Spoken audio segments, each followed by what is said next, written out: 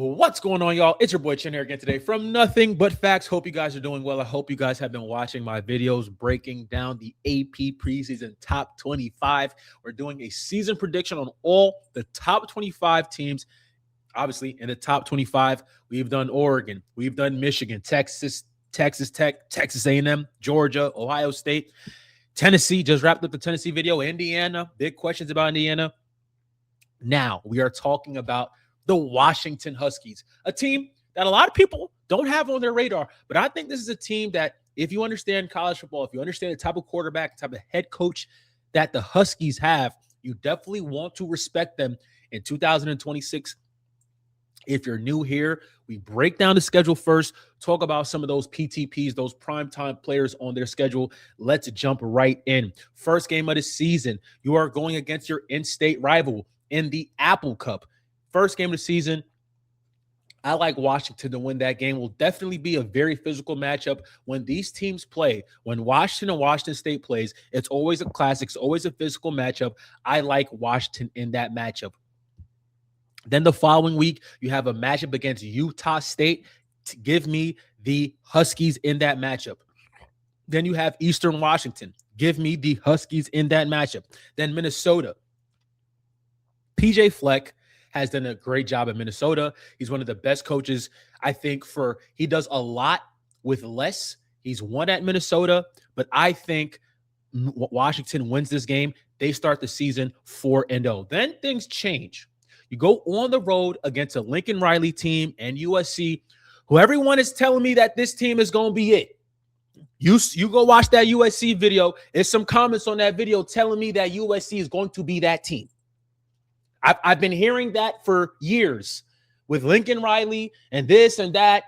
You better prove that you are one of those teams. You better prove it to me early that everything you guys are saying, recruiting, the 4 and the 5 stars, a roster filled with 4 and 5 stars isn't going to perform. You better prove it to me on October 3rd.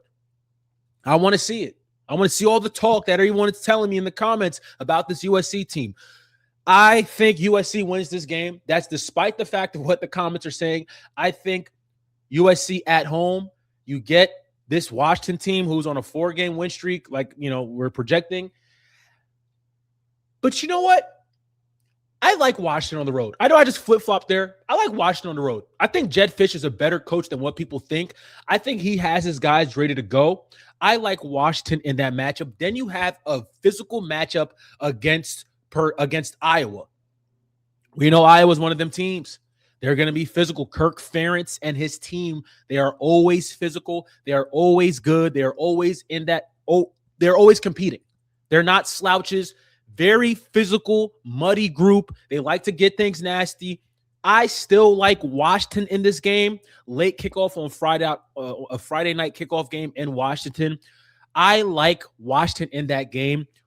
Iowa going to the West Coast. Last year, they struggled against USC. I mean, the climate in that game was just awful. It was raining. I don't know if Iowa has enough to go to the West Coast again and beat the Huskies. I like Washington in this game. From that, we are looking at a 6-0 Washington team now going against Purdue, right? You're going against Purdue. And Purdue's one of the worst teams in the Big Ten, one of the worst teams in the Power 5. I think you get that win. You're 7-0. Then you go on the road against Nebraska. And I've been talking about Matt Rule and this Nebraska team. They need to perform in 2026, okay? They have pushed a lot of elements, a lot of resources into this Nebraska football team. Anthony Calandria comes over from UNLV, the former UNLV and Virginia quarterback. He's going to be the starter for Nebraska. This is going to be a game that's a lot closer than what people think. Halloween game. I think Nebraska wins this game.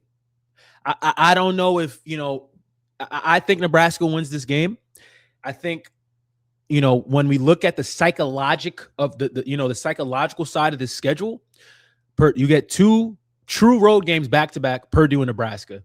It's hard to win in the Big Ten. It's especially hard to win on the road in college football.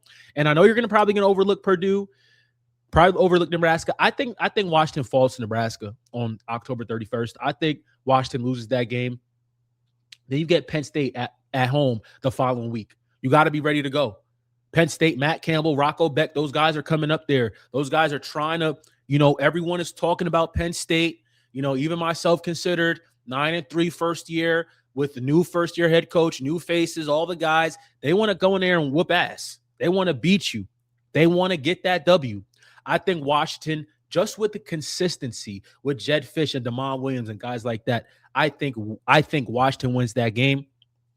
We're looking at 8-1. Then you go on the road against Michigan State. Pat Fitzgerald in year one has done a great job everywhere he's won, done a great job at Northwestern. He has, he brought Northwestern back to national competitive conversation. I don't want to say national championship, but they were a competitive group when Pat Fitzgerald was the head coach. I think Washington wins that game. We're talking about 9-1.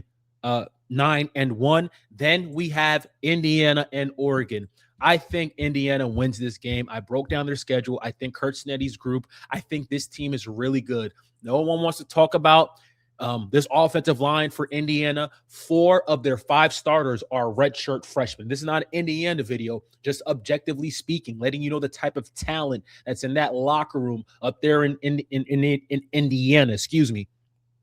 I think the Hoosiers win this game, and I think to end the season, I think Washington's going to be in that conversation for that 11th, 12th, 10th seed. And then you go against Oregon, and then I think they lose that game against Oregon, a really good group led by Dante Moore and Dan Lanning, very experienced defensive line, whether it's Bear Alexander, whether it's Uiagalelei, whether it's Amari Washington, whether it's Tuioti. Like, this is a really good defensive line. This defensive line for Oregon is what separates them from every other team they've had up there in Eugene, is that defensive line. I think Oregon wins that game. So we're looking at a 9-3 schedule for the Washington Huskies. And if you play your cards right, you can go 10-2. If you play your cards right, you can go 10-2. So 9-3, 10-2. That's what I see about this Washington team. And they got a good roster, bringing still some guys back from last year. So a lot of camaraderie, a lot of, same faces, some transfers here and there. But I think from how this team brought back a lot of production, I really like this group. And we'll start on the offensive side. You have guys coming in from Kennesaw State and Christian Ross. This guy was an absolute fly bird. He was a flyer last year for Amari Odom and Jerry Mack and this Kennesaw State team that ended up winning the Sun Belt. He's going to be a primetime player. I think he definitely is going to be a name you hear in, Big Ten honorary mention, Big Ten Player of the Week, whatever the case may be. He has that ability to do that. Not only that, but Desmond Roebuck is a really slept-on wide receiver. This is one of the better wide receivers in the Big Ten. You're not going to hear a lot about him. The numbers are not going to wow you, but this guy is consistent. He shows up, 40 receptions, 500 yards, and 7 touchdowns. Denzel Boston was wide receiver 1 last year, right? Desmond Roebuck could be wide receiver 1 this year for Washington. And should I talk about Damon Williams Jr., who was arguably one of the best quarterbacks in the country? Dual threat guy, 600 yards on the ground, 6 touchdowns, 3,000 yards in the air, 25 touchdowns. The dude could throw the ball. He can spin it. He's one of the most electric players we have in our sport. And, man, it is tough sledding. Try catching up. Try trying to tackle, sack, get to, affect Damon Williams, because he's so meticulous in the pocket. He is so I love his game. But it's not only on their offensive side. This defense is pretty good. You got guys like Darren Conley coming in from Ball State, big body, 6'3", 290. Alex McLaughlin, very durable, consistent safety. Finished last year with 93 tackles, 2 interceptions, 6 pass deflections. Guys like Jacob Lane on the outside, 41 tackles, 4 sacks. Really like his game. You have guys on the outside like Emmanuel Carnley coming in over from Virginia. He's from Arizona, had a really great year last year for the Wildcats. We're talking about 26 tackles, an interception, and 8 pass deflections. So this is a really solid group for Washington. Again, this schedule is I mean, if you're a Washington fan, this is a good schedule. I know you play Indiana and Oregon. I don't see Michigan. I don't see Ohio State on there. I don't see Illinois. I don't. So, I mean, yeah, you get Indiana and Oregon to end your season, which is just tough luck. But this is a good team. This is a good group. And Ryan Walters, who was their defensive coordinator, he's done a good job. Didn't really work out for him at Purdue. It didn't work out. Just didn't work out for him at Purdue. But he ended up coming over to Washington, and he's done a really good job as the DC. And I expect them to be a really good group. I expect this to be a top 30 defense in college football. I think they have the pieces in place to be a top 35 defense in college football. And on the offensive side, J.P. Lossman is now the quarterback's coach. You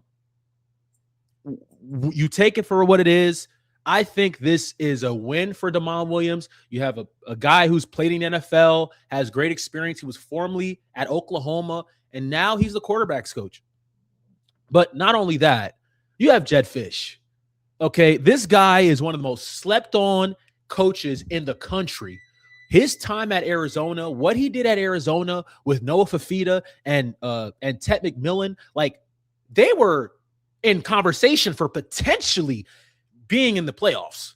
Like he had Arizona playing like that. He comes over to Washington, doesn't really miss a beat.